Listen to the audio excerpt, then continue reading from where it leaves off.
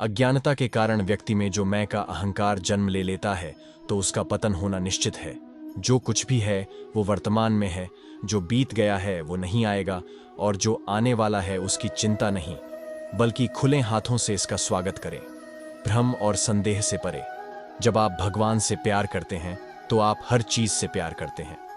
उन लोगों के लिए दुश्मन की तरह काम करता है जो इसे नियंत्रित नहीं करते हैं, और जिसने अपने मन को जीत लिया है उसके लिए मन सबसे अच्छा मित्र है। क्रोध में इंसान भ्रमित हो जाता है और भ्रम से बुद्धि व्यग्र हो जाती है, और अपने गलत फैसले के चलते उसका पतन शुरू हो जाता है। जो कर्म में अकर्म देखता है और अकर्म में कर्म देखता है वह मनुष्यों में बुद्धिमान होता है। आप केवल कर्म के हकदार हैं, उसके फल के कभी नहीं। मनुष्य अपने विश्वास से निर्मित होता है। जैसा वह मानता है वैसा ही वह है। आत्मा विनाश से परे है। कोई भी उस आत्मा का अंत नहीं कर सकता जो अनंत है। खुशी मन की एक ही अवस्था है जिसका बाहरी दुनिया से कोई लेना देना नहीं है।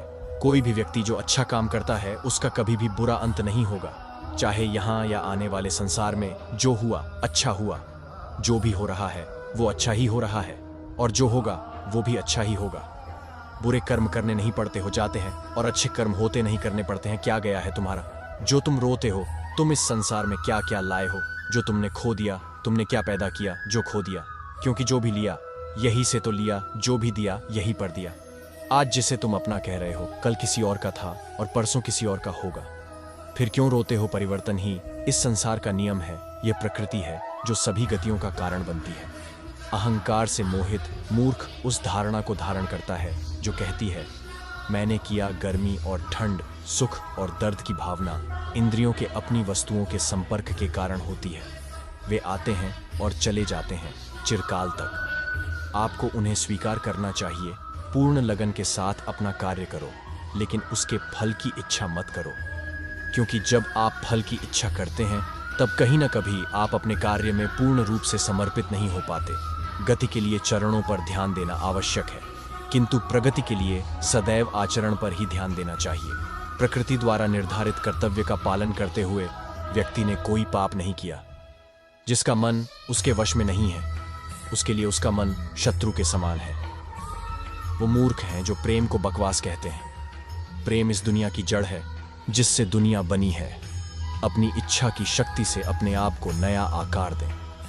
अपने आप को कभी भी स्व इच्छा से नीचा न होने दें। बुद्धिमान अपनी चेतना को एकीकृत करते हैं और कर्म के फल के प्रति आसक्ति को त्याग देते हैं। मनुष्य अपने विश्वास से निर्मित होता है।